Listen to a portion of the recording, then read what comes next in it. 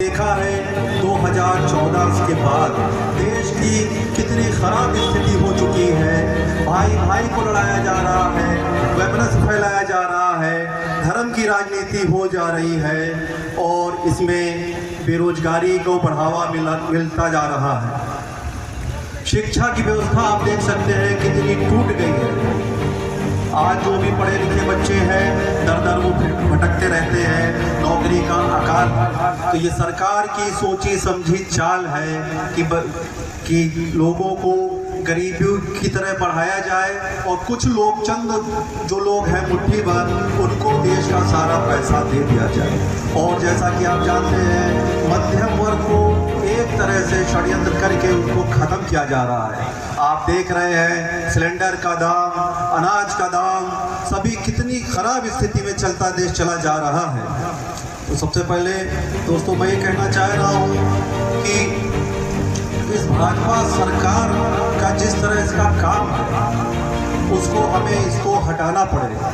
उसके लिए बहन जी ने जो विजन दिया हुआ है कि उनके जो भी प्रत्याशी यहाँ पे हैं उनको जिता के आप संसद में भेजिए, ताकि हम जो है अल्पसंख्यकों की, दलित भाइयों की, शोषित समाज की लड़ाई हम लड़ सकें।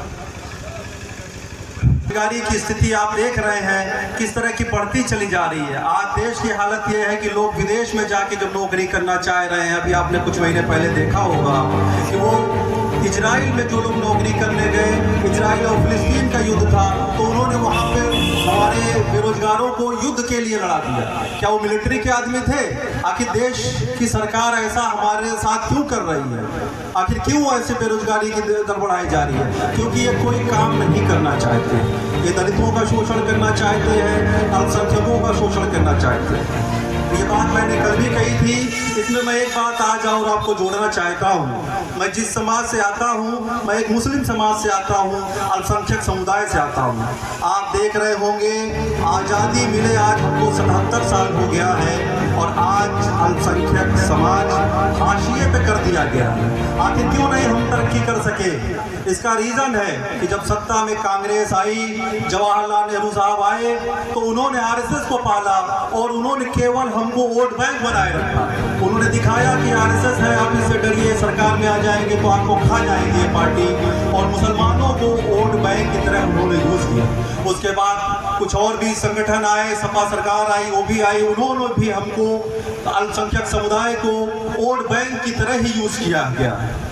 लेकिन अल्पसंख्यक समुदाय कभी इस पर विचार नहीं कर पाया है। लेकिन दोस्तों मैं आज आपसे रिक्वेस्ट करना चाहता हूँ कि अब आप समझ जाइए 10 साल की जिस तरह से सरकार रही है, आज हम बिल्कुल हाशिए पे जा चुके हैं। और ये जो 2024 का लोकसभा का चुनाव है, ये बहुत आसान चुनाव नहीं है, ये जो आम चुनाव नहीं है, ये देश बचाने का चुनाव है, ये संविधान बचाने का चुनाव है। और अगर आपको देश से मोहब्बत है, अपने संविधान से जो बाबा साहब डॉक्टर भीमराव अम्बेडकर जी ने हमारे लिए बनाया है, जिसमें सभी को बराबर का अधिकार दिया है, यदि आप उसे बचाना चाहते हैं तो आपको हमारे मंच पे आना पड़ेगा, बहुजन समाज पार्टी में आना पड़ेगा, क्योंकि यही वो एक पार्टी है जिसमें सर्व जन का हित होता है। आप जानते हैं कि बहन जी ने जब अपनी सरकार बनाई थी तो उन्होंने एक फार्मूला अपनाया था सोशल इंजीनियरिंग का। इसमें सवर्ण लोग भी साथ आए, अल्पसंख्यक समुदाय भी साथ आया, दलित समुदाय के साथ आया और सबका अच्छा खासा विकास किया गया। और विकास आप अगर देखना चाहें तो आप अपने खुद इसी संत कबीर नगर जिले में देख सकते हैं। ये जिला पहले बस्ती जिले के अंतर्गत आता था, उन्होंने यहाँ पे तहसीलों का निर्माण कराया और इसको एक जिले के रूप में, जो कि आप संत कबीर नगर के नाम से जानते हैं, आप जान रहे हैं। लेकिन 2012 के बाद बहन जी की सरकार नहीं बनने के बाद आप देख रहे हैं क्या स्थिति हो गई। जो भी यहाँ छोटे मोटे कताई बुनकर के उद्योग थे, उसको भी एक षड्यंत्र की तरह बंद कर दिया गया। आप यहाँ देख रहे हैं स्वास्थ्य की कितनी विकट स्थिति है। आज लोगों को बाहर जाना पड़ता है इलाज के लिए। कोई भी अगर रोगी है, हृदय का रोगी है, किडनी का रोगी है, शुगर का रोगी है, तो उसको तत्काल जो है रिफर कर दिया जाता है बाहर को, और कोई यहाँ व्यवस्था नहीं है। क्योंकि वो सोची समझी चाल है कि बहन जी ने ये जिला बनाया था तो इसका विकास ना किया जाए। आप देख रहे हैं कि आप आस पास के कुछ जिलों में मेडिकल कॉलेज बनाए गए, संत कबीर नगर को भी वो एक मेडिकल कॉलेज दे सकते थे, लेकिन इस शहर की, इस संत कबीर नगर जिले की उपेक्षा की गई है। आखिर क्यों उपेक्षा की गई? क्या हम जनता नहीं हैं? क्या संविधान ने हमको यह अधिकार नहीं दिया है? तो दोस्तों, मैं कहना चाहता हूँ भाजपा की सरकार को आप जड़ से उखाड़ के फेंक दीजिए, ताकि सभी लोगों का सर्वसम्मति से सबका विकास हो सके, रोजगार मिल सके। आज जानते हैं भाजपा सरकार की रोजगार की क्या स्थिति है।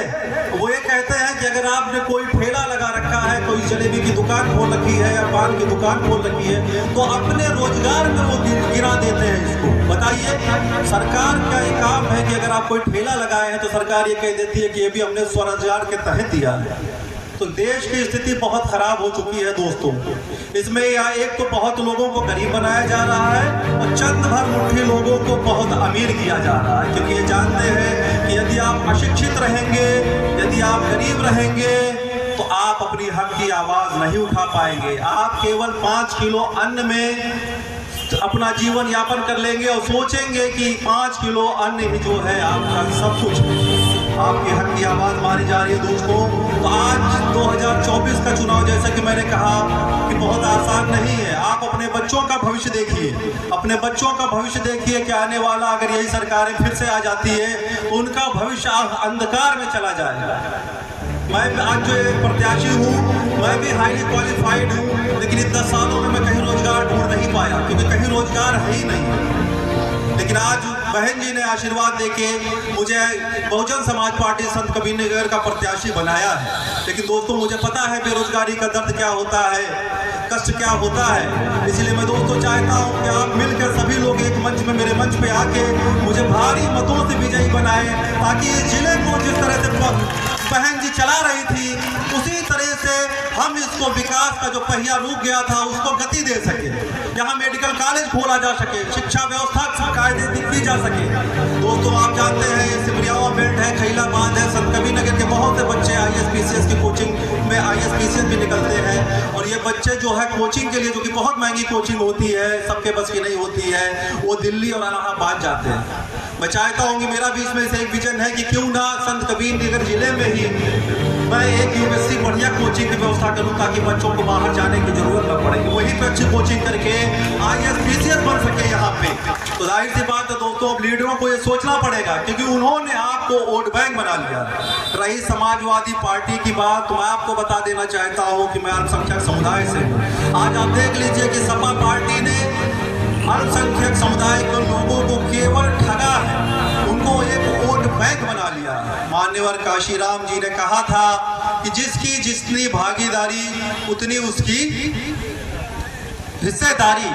तो जान लीजिए कि आज हमारी भी जो यहाँ पे संख्या है उसके हिसाब से ही बहन जी ने पूरे उत्तर प्रदेश में 22 लोगों को टिकट दिया है। और अगर आप गौर करेंगे कि सपा ने जो है अखिलेश यादव जी ने केवल 4 अल्पसंख्यक को, 4 मुसलमान को टिकट दिया है। यानी ये ठगने का प्रयास कर रहे हैं, क्योंकि भाजपा ने जिस तरह की एक विचारधारा बनानी है कि अल्पसंख्यक लोगों को आप हाशिए पे डाल दीजिए, वही काम कांग्रेस और सपा कर रही है, क्योंकि उनको ये लगता है कि अगर हम इनको टिकट दे देंगे तो और बाकी लोग क्या कहेंगे। तो आखिर किसी न किसी रूप में जैसे भाजपा चाह रही है, वैसी हिसाब से सपा सरकार, कांग्रेस भी वही चीज कर रही है। लेकिन बहन जी ने कल ही, आपको पता है, बस्ती में आई थी, उन्होंने कहा है कि जो भी उत्पीड़न मुस्लिम भाइयों पे हो रहा है, हमारी सत्ता आने के बाद सबसे पहले उस पर काम किया जाएगा। दलित समुदाय जो आज पीछे चला जा रहा है, उसको फिर उत्थान की बात की जा रही है। तो दोस्तों, समय कम है, मैं आपसे यही कहना चाहता हूं कि अगर आपको एक अच्छा भविष्य चाहिए, एक अच्छी शिक्षा चाहिए, एक अच्छा रोजगार चाहिए, तो बसपा पार्टी, बहुजन समाज की पार्टी ही एक ऐसी पार्टी है जो आपको ये सब देख सकती है। तो जाति, धर्म, जात पात से ऊपर उठ के आपके, क्योंकि संसद में अगर आपका कोई बच्चा वहां नहीं रहेगा तो यकीन मानिए आपकी आवाज कोई नहीं उठा पाएगा, और आप जो है 2 दर्जे के नागरिक यहाँ बना दिए जाएंगे। दोस्तों, तो मैं यही कहना चाह रहा हूँ, जागरूक बनिए। आज व्हाट्सएप, यूनिवर्सिटी और टेलीविजन जब आप खोलते हैं तो वही आपके दिमाग में बार बार घुमाया जाता है कि देश विकसित है, आपको रोजगार मिलेगा, और आप उसी में खो गए हैं। दोस्तों, आपको जागरूक बनना पड़ेगा, आपको समझना पड़ेगा कि क्या हालात पहले थे, क्या हालात अब है।